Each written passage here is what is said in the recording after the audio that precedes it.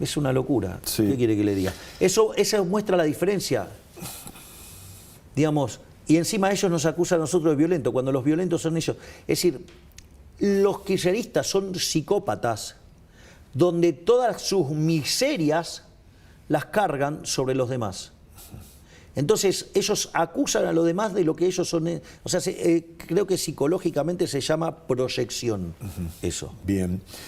Otra, esta tiene un mensaje, digo, ¿qué le pasa a usted cuando un chiquito al que usted abraza le pide que salve este país, ni más ni menos,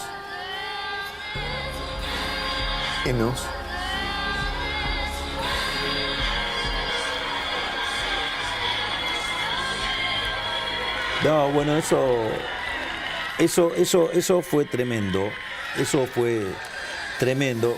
Es más, le cuento, eso fue recientemente. ¿Necesito más veces los anteojos? No. Okay. Perdón. Eso fue tremendo porque eso pasó este último día que estuvimos en Tucumán, sí, el sábado. Porque fue muy tremendo porque nosotros hicimos el discurso, digo, estuvimos en medio de la gente, caminamos y después nos subimos a una camioneta y se descomprime y empezamos a salir. Y entonces la gente empieza a caminar al lado de la camioneta y sí, vamos saludando a la gente y demás. Y de repente venía este chico sobre los hombres del padre. Sí. Y el chico me quería saludar. Y claro, en esa dinámica era difícil que nos alcanzara. Entonces, y me decía que por favor me quería abrazar. Entonces... ¿Te emocionó? Yo le pedí, no, porque eso es muy fuerte lo que pasa. En la campaña pasan cosas muy fuertes. Por eso le decía que le piden esas cosas. Entonces, yo le decía, confía que vas a llegar, le decía, confía que vas a llegar. Y entonces, en un momento tomé la decisión, le pedí al jefe de seguridad, le pedí que parara la camioneta. Tío, algo que, bueno, no es convencional No, hacer eso. es riesgoso. Entonces se paró la camioneta y obviamente se vino toda la gente. Entonces pedí que ayudaran al papá del nene a llegar. Sí. Y entonces el nene llegó y vino y me dio un abrazo. O sea, es muy fuerte. O sea, los chicos no tienen filtro. Tal cual. Usted no puede comprar las emociones de un chico. O sea, ahí no hay puntero, no hay dádiva, no hay nada que valga. O sea, el chico lo quiere o no lo quiere. No hay nada más genuino de lo que dice un chiquito. Mire, hay un dicho que a mí me encanta que dice: los chicos y los locos siempre dicen la verdad. Por eso los chicos los educan, sí, a los locos los encierran.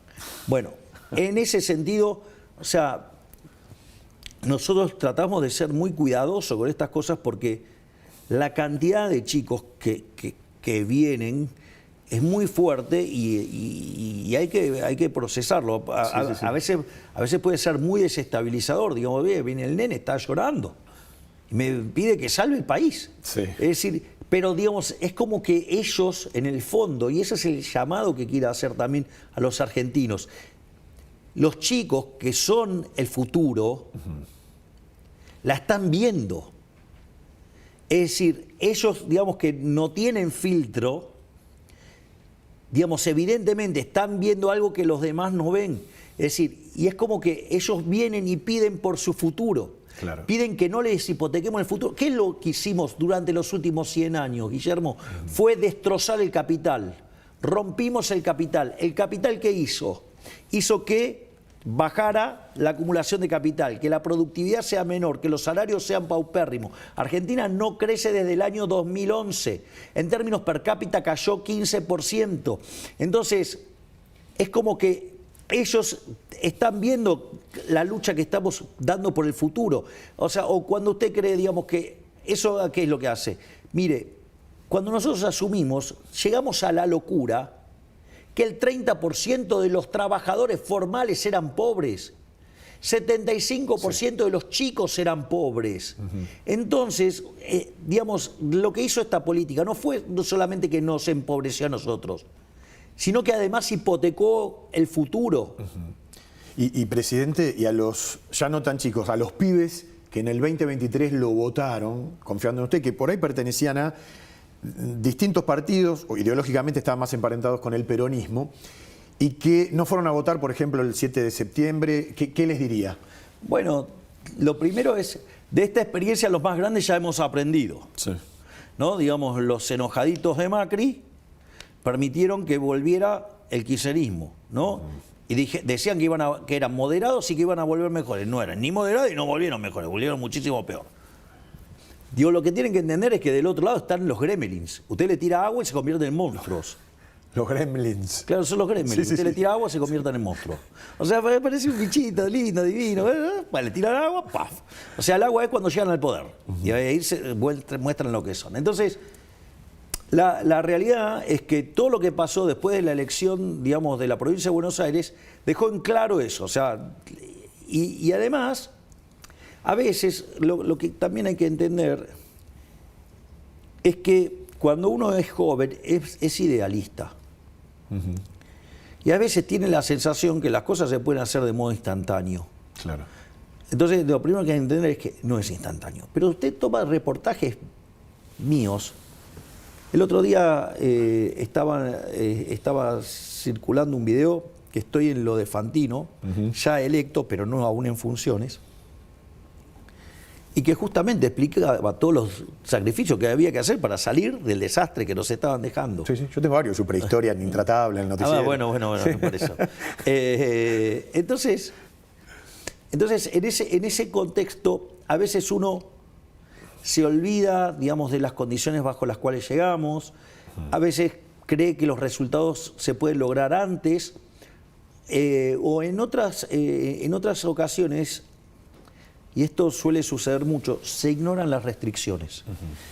Y esto créame que es mucho más importante de lo que parece. Se lo voy a contar con una anécdota personal. Todo el mundo sabe que yo soy muy amigo del profesor Juan Carlos de Pablo. Sí, claro. Nosotros tenemos una relación de mucha amistad, ¿no? Hemos pasado fiestas juntos, hemos visto mundiales juntos, hemos ido juntos a la cancha de Vélez, o sea, con lo cual digo, no es que tengo un vínculo ligero, no, tengo un vínculo de amigo de verdad. Cuando yo empecé a leer, tuve la dicha de toparme con la literatura austríaca, en especial a leer a Murray Newton Rothbard. Obviamente que es una lectura muy seductora y a los 15 minutos usted se convierte en anarcocapitalista. O sea, a todo el que leyó a Rothbard le pasa eso. Gran escritor, un nivel de erudición impresionante y una forma de argumentar que es imposible no quedar convencido frente a esos argumentos. De hecho, yo recuerdo cuando leí el artículo Monopolio y Competencia, que son como 140 hojas, después de 3 horas, cuando lo terminé de leer, yo llevaba 25 años dando clases de microeconomía y dije, todo lo que enseñé en los últimos 25 años está mal. Afuera. O sea, claro, bueno, digo, ahí se tabula rasa. Claro. Pero dicho esto, lo que me pasó es que yo empecé a tener tensiones con el profe de Pablo porque a mí me parecía que él era muy condescendiente con los ministros de Economía y los presidentes del Banco Central. Él, desde los que estuvieron en el año 50 en adelante, los reportó a todos. Entonces, a mí me parecía que era muy condescendiente.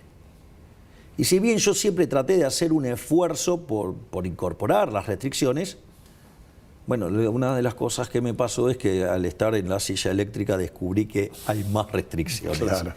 Entonces un día estábamos en Olivos, que es mi único pasatiempo, que es de 20 a 24 los domingos ver ópera y cenar.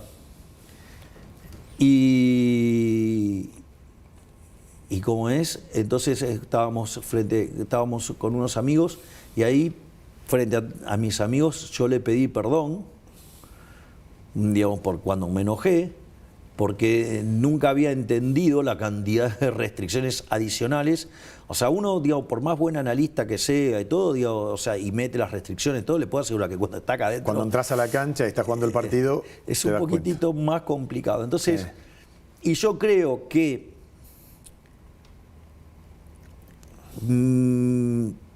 digamos, esto de que aparecieron los gremlins, más que volví a vincularme con la gente de manera directa, donde me puse la campaña al hombro, o sea, usted ve el video, digo, el que recibe al chico soy yo. Sí. Bueno, digamos, tengo todas las manos lastimadas porque, la gente me agarra en serio, estoy lleno de moretones, o sea, no es que tengo moretones por todos lados, en la espalda, en los brazos, porque bueno, digamos, o sea... Aparte a usted en los actos le gusta entrar por atrás, como bueno, Caradagian al ring, ¿no? Que hacía todo el recorrido.